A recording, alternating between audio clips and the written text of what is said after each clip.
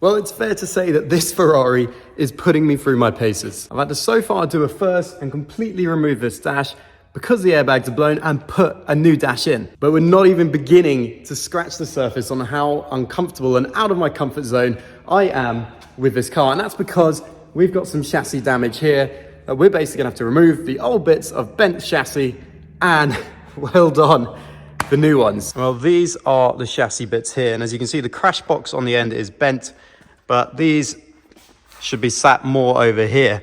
As you can see, it's bent along here. And that's the sort of area that we've got to focus on. If I were to come down here, we need to get down to this bit here and then the bit down there. And the only way I can realistically think of doing that is to strip out this front end, take out the radiators, take out the auxiliary radiator down there as well, wheel out, get all the tubes, air pipes, everything out the way, so then we can access it clearly, take the old pieces out, get ready to weld the new ones. And to get this front end out, I think it's gonna be best to get it on the ramp, get it lifted up where I can see it properly, but that's not so straightforward. I don't wanna start the car just yet whilst I haven't cleared any crash data on the airbags. There's the door I took off, but obviously the handbrake is gonna be on, the electric handbrake. So I'm gonna try and jack it up from the back and then push it forward with the forklift from the front, get it back onto here, obviously move this door out the way, and let's go. So this bit's a bit sketchy, but hopefully the rest of it's gonna go nice and smoothly. Fingers crossed. And to be honest, this proved not to be as eventful as I was expecting, and before you know it, the car was on the lift. Okay, so we've got the car up, ready to go. We're gonna start stripping out here and the radiator. We're gonna drain all the coolant. I've sort of drained a lot of it already. There is a leak on the way to the back. Now I've kept the Jubilee clips loose on purpose just to try and let it drain out. I have had a bucket under previously, I just forgot to do it this time. But as you can see, the trays are loose because I've been doing that. It is just a hose that needs replacing, about sort of a couple feet long, so not a big job.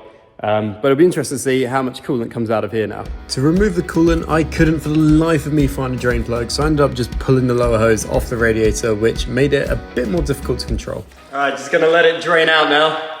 Probably take a bit of time. As you can see, just letting it drain away now into the bucket. This was the initial outburst, which could have been a lot worse. I mean, we got most of it in there. Yeah, just got to wait for it to drain out now. So first off, I'm removing all the wires off the chassis parts that I'm going to be getting rid of, then disconnecting the earth cables and airbag crash sensor. With that done, I can move on to the auxiliary radiator, which is held on with a bolt on the back and then via a few hoses.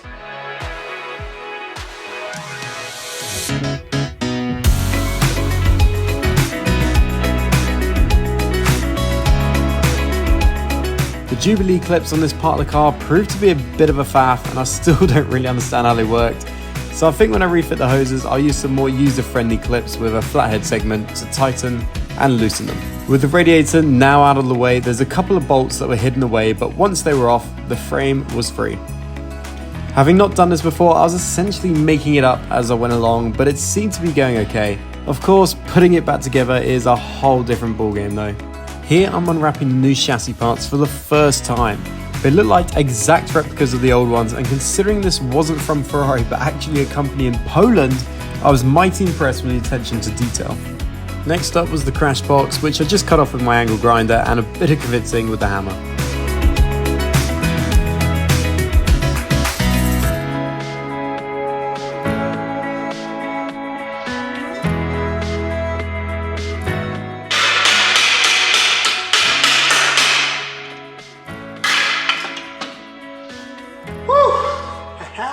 Well, this is where I'm at, and I'm beginning to wonder whether I need to strip actually out the radiator and all that stuff as well, because that's another beast that I've never tackled, and if I can avoid it, which sounds like it's worth doing, I can get myself a different kind of sander, a smaller one, to go along the weld here, and then there's basically just the welds along here, and I think that's pretty much it. Then we just got some sort of rivets in there as well, sort of holding it in, and I've got a feeling this should come out.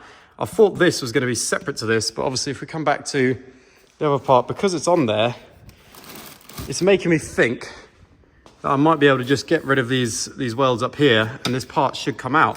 Well, I say these welds, the welds surrounding it, and it should come out. So It might not be the same with the other. I'm yet to have a proper look at that. But I definitely think we might be able to get this one out without having to strip too much else off. Actually, just unwrap the top piece and having a look here. You can see there's some rivets in there.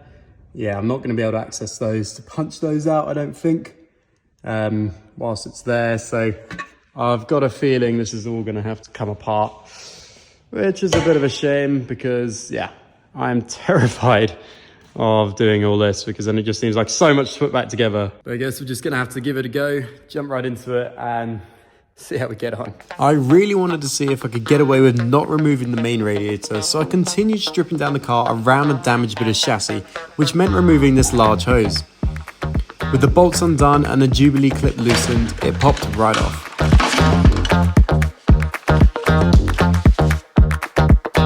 There was another hose in the way, which was the same process, but instead of connecting from the top of the engine, this one ran underneath the car.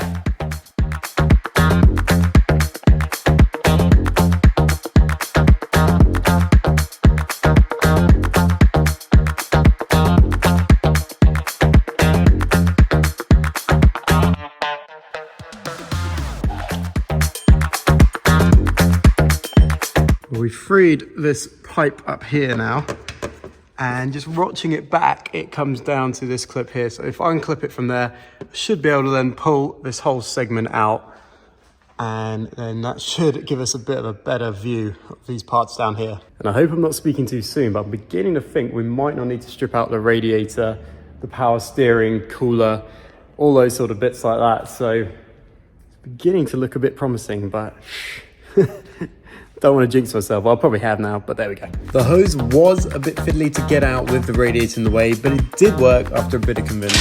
Come on, there we go. Whew. That's not going to be fun to put back in, but should be us nearly there. We're stripping it apart a bit more. I think we're going to be in luck, to be honest. I mean, very luckily the damage is here, so there's no sort of structural damage here or up here. It's literally just from here onwards. So obviously once these parts are removed and replaced, well, obviously this part down here as well. Once these two parts are removed and replaced, well, this car shouldn't have any structural damage. Obviously there's a crash membrane as well, which is being repaired. But for now, we'll focus on these parts and yeah, we'll see how we get on.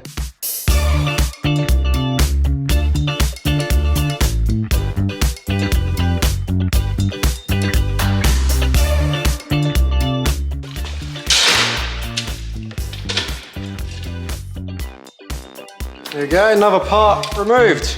Oh. Sort of, got that to do.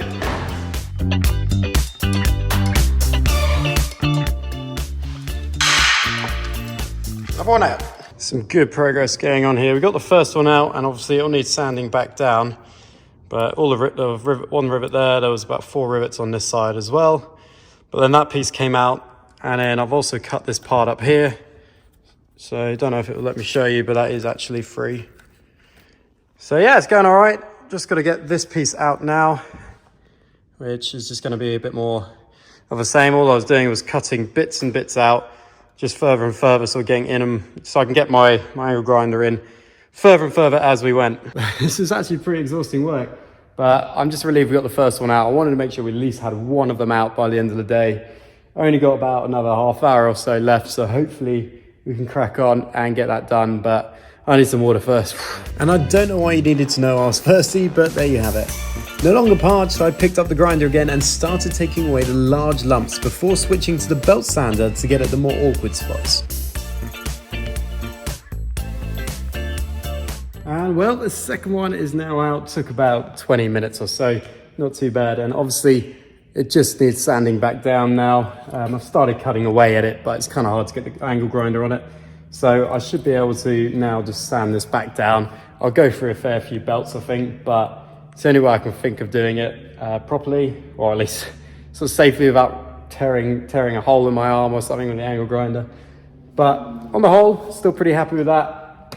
Just got to get it sanded down now and start getting it ready for having new metal, well, aluminium structural parts on. But still another good day's progress, and I'm pretty happy with where we're at. So let's jump to tomorrow and we'll pick up where we left off. Now, what I've learned so far about welding is you need to try and avoid having gaps as best as possible, and the main way to avoid that is to sand the surfaces down so that they're completely flat. That's why I'm doing this, so when I get around to welding, it'll be one less thing to worry about.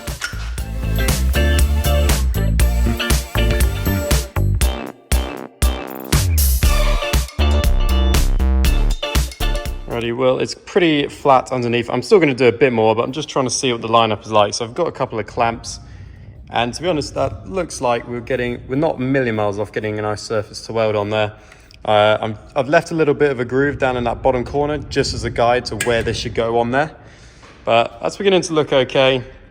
And obviously we get the top piece connected onto here, and then we'll put that last piece in up here, I think, because of the way that top piece will sit. It just sits onto this top groove up here, so that'll be quite a nice easy piece to do once this is welded on as well. So we'll get that piece on there next.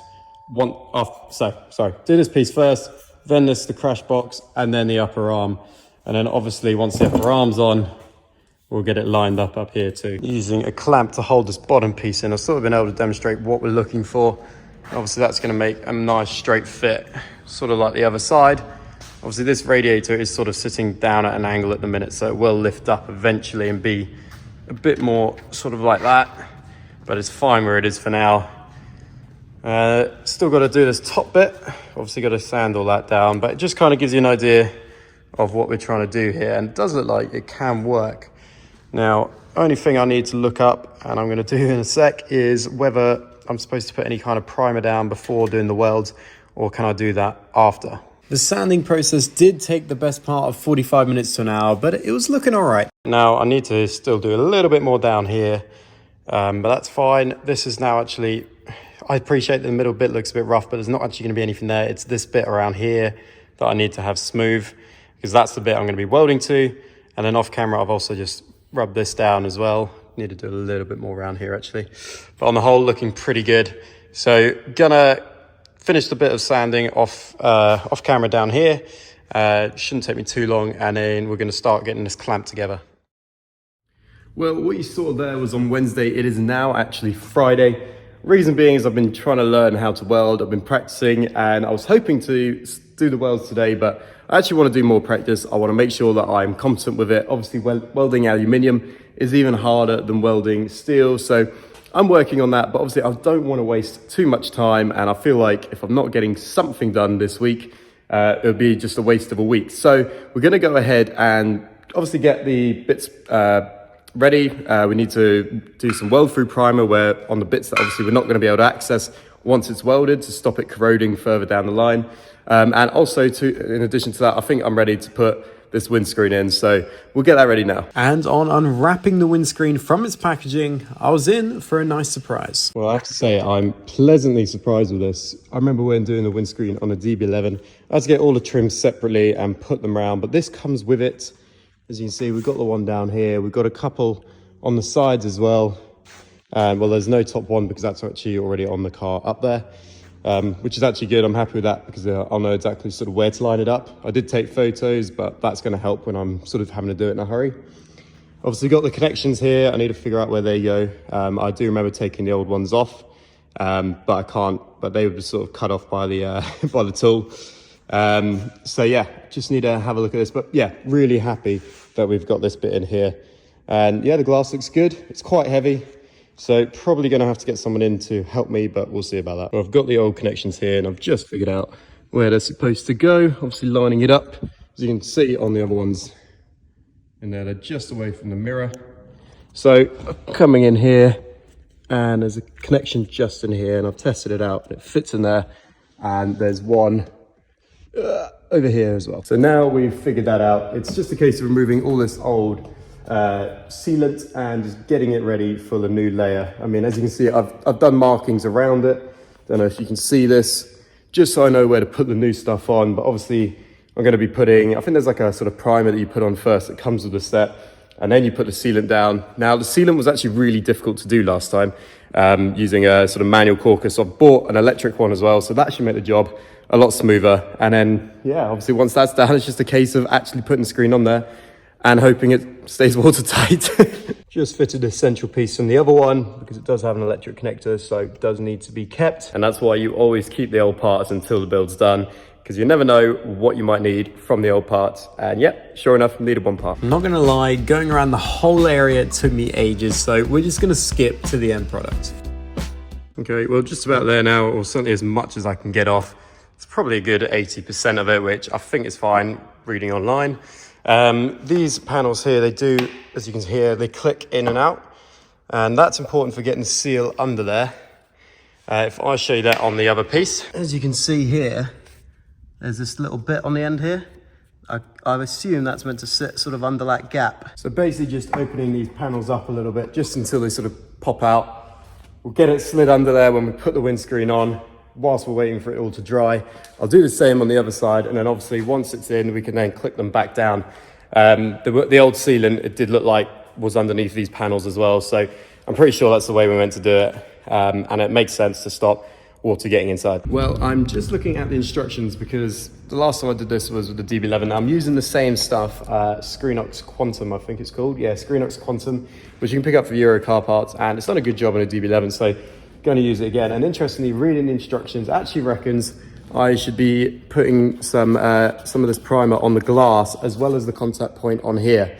Last time I only did it on the contact point, but I guess we can do one better this time and follow the instructions, and we'll put some on the glass as well. Before painting the primer on though, I'm just using a tack cloth to pick up any dust or debris first. The primer is really easy to lay down though, and it flows really nicely. So it took me no more than 5 minutes to do both the windscreen and contact points on the car. Okay, and with that done, the instructions say to leave it for around 10 minutes, let it dry, which I'm gonna do, and then obviously we'll get it flipped over and we'll get the suction cups on. So we're ready for when my friend arrives to get it onto the car. Now, this is the device I've got, and I've already tested it out with a different sealant and it works brilliantly.